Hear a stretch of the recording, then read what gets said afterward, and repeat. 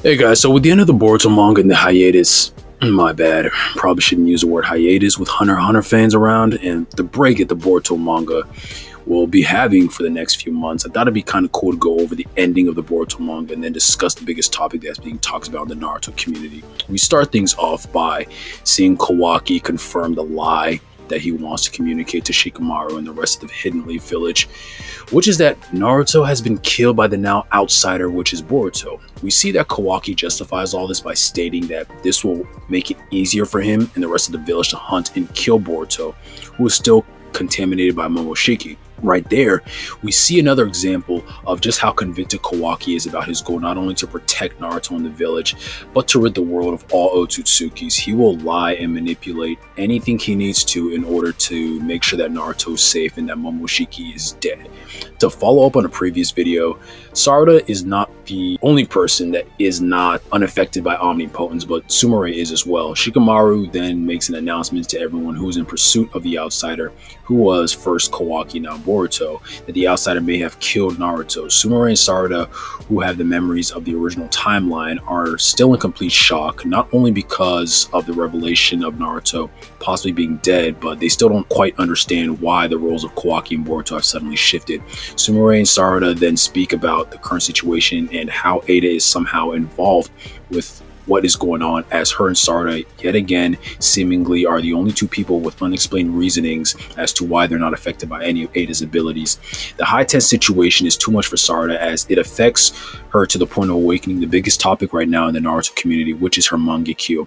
While the design itself isn't anything crazy or unique, it's still pretty cool nonetheless. The clear sun design in her eyes suggests that one of her Mangekyo abilities must be either related to the sun itself or related to fire in some way, which is not that surprising when you consider the fact that fire style is the chakra nature that is most aligned with the Uchiha clan, and that both Sasuke and Itachi, both her blood relatives, also happen to have Mangekyo abilities, Amaterasu, that were fire-based. As to what the abilities could be, it's really anyone's guess, but it's safe to assume that the abilities are probably going to be something that can at least bring some type of solution to the problem that is being brought on by Ada's omnipotence ability.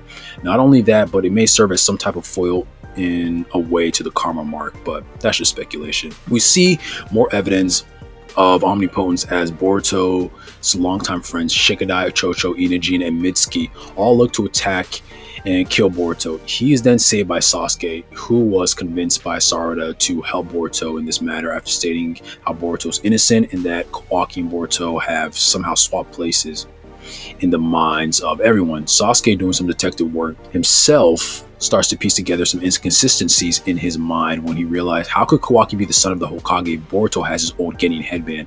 Not only that, but Sasuke senses that Momoshiki is with Boruto, but was supposed to have taken over Kawaki if in fact Kawaki was actually the seventh son.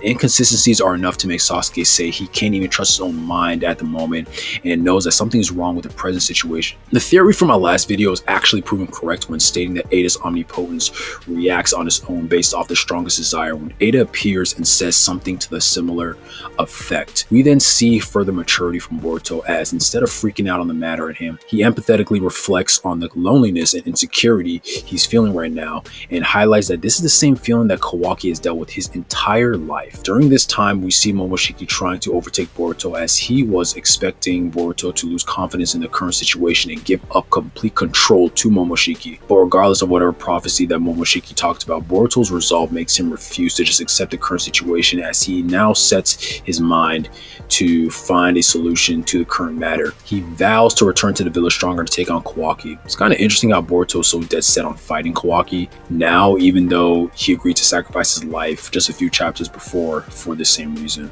Anyway, another interesting thing is how Momoshiki was even able to know that this situation would occur in the first place. Is it possible that Momoshiki can just predict the future with some type of shinjutsu, or did he manipulate these events to happen with another type of shinjutsu? This falls in line with the whole prophecy thing, as he was talking about for many chapters now, but it begs the question, how the hell did Momoshiki even know all this was going to happen, and why does he seem so shocked when things don't seemingly go his way towards the end of chapter 80? Anyways, Momoshiki also talks about another interesting thing regarding omnipotence, stating that even if Boruto were to kill Ada, the jutsu would not undo itself. Sounds kind of similar to the reanimation jutsu, where even if you killed the caster, the jutsu would not be undone. And maybe this means that the jutsu can only be undone by Ada, but with Ada being unable to control the jutsu, that's an unlikely option. Maybe this will lead Boruto and Sasuke down the path of trying to find the one and only person confirmed to being able to actually control and utilize omnipotence, Chibai Otsutsuki, as he's possibly the only other person that may be able to revert what has actually occurred. It sounds super interesting, as he is a character I can't wait to see, as so much is completely unknown about him. As someone who used to and still criticizes the Boruto manga, I'd be lying if I said the manga has not gotten better and more interesting as the story has progressed over time. In terms of what I would like to see from the manga moving forward, it'd be kind of cool to see Boruto and Sasuke almost become like these interdimensional space detectives that try to find a solution to omnipotence, and in doing so uncover more history about the Otsutsuki clan, learn more jutsu, Boruto's Jogan abilities become enhanced, and the mystery behind Chibai Otsutsuki becomes revealed over time. It'd be great if this also leads to more of the Boruto side characters becoming a much more active part in the main story and not just being used in some filler bullshit. Give them real character arcs with meaningful screen time and character development. Otherwise, why bring them into the story? Also, there needs to be a lot less filler in the second part of the Boruto anime. Like, for real, like that shit is getting really annoying to the point of being unwatchable because of the boring ass filler. I don't know why they don't do things like OG Naruto did, at least, where during the first part they at least kept all their filler until after all the main arcs are finished. But anyways, that's everything here, guys. Your thoughts down below. But other than that, take care.